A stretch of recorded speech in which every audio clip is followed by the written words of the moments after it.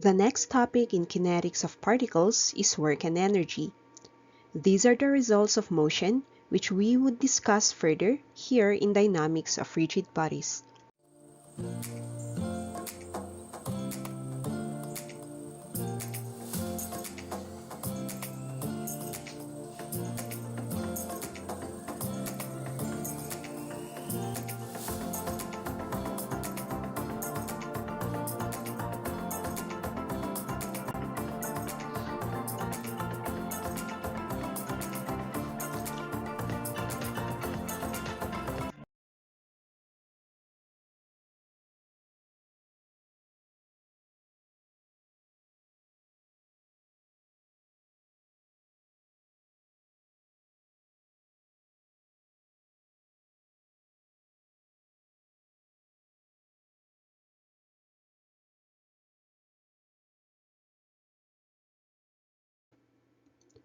Work and energy are two interchangeable parameters where work is simply defined as the result of the effect of force on a particle. In a situation involving a block of wood, if a force F is applied to the block in such a manner that the block moves a certain displacement from point 1 to point 2, work is then determined as the force multiplied by the displacement delta x. In cases when the force is applied at a different inclination from the direction of motion, say with the same block, the force is now applied at a theta inclination. How is work determined? If the force is broken down to its component such that we have the vertical component Fy, this force component does not do anything with the block, as it is against a table. So there is no displacement, which can make the work at y equal to 0. Next component is F sub x, and with this applied, the block can move at a certain displacement delta x. Work now is taken as the exponent of the force multiplied by delta x. The x component of the force can be taken as the force times cosine of theta, so take note that theta in this situation is the angle between the motion and the force directions. We consider this as the general equation for work with uniform force. Let's take this medieval example. Say that a warrior carries his shield at his back and traverses the bridge. There is an upward force applied to counter the weight of the shield, but the motion is perpendicular to the direction of the force, which creates zero work. How about the cases when the force varies? In this situation, considering a curvilinear motion.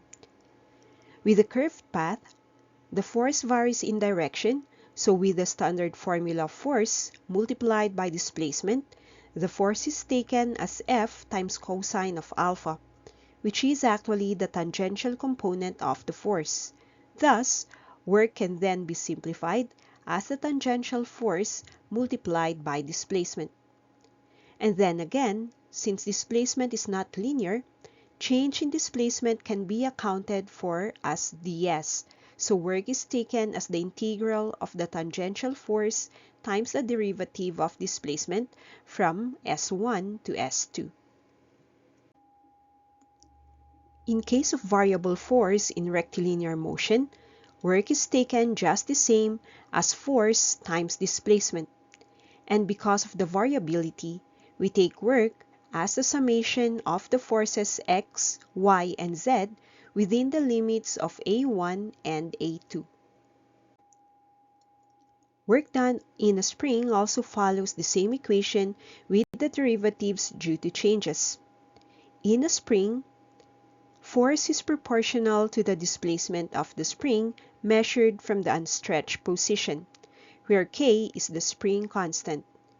Integrate the equation to have work from point 1 to point 2, and this would lead to the work formula as half of k times the square of x1 less half of k times x2 squared. With the given equation and using the International System of Units, we get Newton meter, which is also joules. In imperial units, force is pound force multiplied by the displacement in foot or inch to have work in foot-pound or inch-pound. Here is an example to showcase the equation. A 50-kilogram crate is to be pushed by 100 Newton force on a horizontal distance of 2 meters on a wooden surface with friction coefficient of 0.2. Determine the work done by the applied force, gravity, normal force, friction, and net force. In order to start with the required, draw the free body diagram. Have the crate drawn as a particle and place all forces on it. First is the applied force of 100 newtons to the right. Also, the 50-kilogram crate has a force due to gravity, which is computed as mass times gravitational acceleration. That is, 50 kilograms times 9.81 meters per square seconds, giving 490.5 newtons. Another type of force on the particle which was created due to the particle's weight is the normal force, which acts perpendicular to the surface with a magnitude opposite the weight. Thus, in this problem, the normal force is 490.5 newtons applied upwards. Having known the normal force, we can compute the frictional force, which is normal force times the frictional coefficient. In this example, we get 0.2 times 490.5 to get 98.1 newtons. Now, we start with the work done by the applied force. With the general equation of force times cosine theta multiplied by delta x, we identify theta as the angle of direction of motion with the application of force, which in here is equal to 0. So compute work as 100 newtons times cosine of 0 multiplied by 2 meters, which yields 200 newton meters or joules. Next is the work done by gravity, which is computed as m times g times cosine theta multiplied by the displacement. Theta in this case is taken as positive 270 degrees or negative 90. So work is 490.5 cosine of 270 degrees times 2 meters to get 0 joules. The third task is the work done by the normal force, where normal force was computed earlier as 490.5 newtons. Again, analyze the directions of motion and force, where it is noted that they create a 90-degree angle between. So the work done by the normal force is 490.5 cosine of 90 degrees times 2 meters to get 0 joules. Fourth is the work done by friction, which is the frictional force times cosine theta with the distance traveled. Drawing the direction of motion and friction, they point opposite directions, creating a 180 degree between them. So work is then computed as the frictional force 98.1 times cosine of 180 times 2 meters to give negative 196.2 joules. The work done by the net force can be computed in two ways. First, as the others are placed perpendicularly to the direction of motion, just focus on the applied and frictional forces to have 100 less 98.1. This is the net force. Multiply the cosine of theta, which is 0, as the motion and net force point to the right, and displacement as 2 meters. Work is 3.8 joules. The alternative method is to take the summation of the forces, which also gives 3.80 joules. What if the crate from the example is slid up an inclined surface? Say, we have a 50-kilogram crate to be pushed up a ramp of 20 degrees to a distance of 2 meters. We are to check the work done by the applied, gravitational, normal, and frictional forces. Again, draw the free body diagram of the crate as a particle. The applied force is applied parallel the surface of magnitude 200 newtons. The gravitational force, or the weight, is then computed just the same as mass times g, giving 490.5 newtons, and this is directed downwards regardless of the inclination. Next is the normal force, which comes from the crate's weight, but acts perpendicular to the surface. So F sub n is taken as the weight of 490.5 times cosine of 20 degrees to have 460.92 newtons. This quantity is where the frictional force relies upon, as it is computed as mu times the normal force, that is, 0.2 of 460.92, which gives 92.18 newtons. Take note that the motion of the crate is up the ramp. First is the work done by the applied force, which still uses the same formula of F cosine theta times the displacement.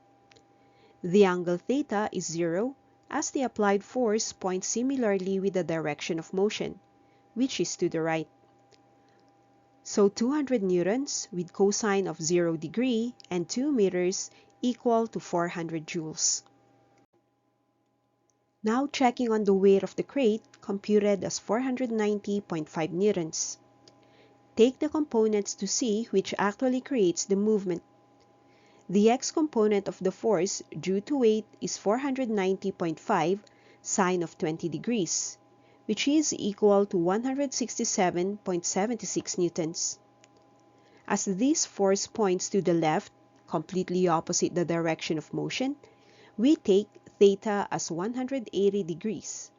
So the work done is 167.76 newtons cosine of 180 degrees times 2 meters, which gives negative 335.52 joules.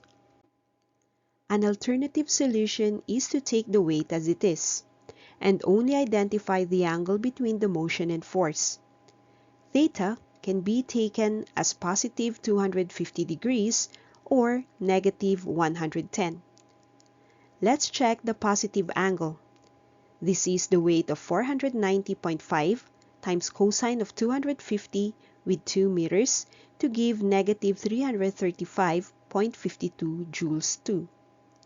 The other way is to take the negative theta, so work due to gravity is then the weight, which is 490.5 times cosine of negative 110 degrees times 2 meters, which also yields 335.52 joules. The work done by the normal force is the normal force itself multiplied by the angle between and the displacement. Theta for this force is 90 degrees, as the direction of motion is perpendicular to the normal force. So work is 460.92 newtons times cosine of 90 degrees times 2 meters to give 0 joules. Work done by friction is small f times cosine theta and delta x. Theta is 180 degrees. The work done by friction is 92.18 newtons times cosine of 180 times 2 meters, giving negative 184.36 joules.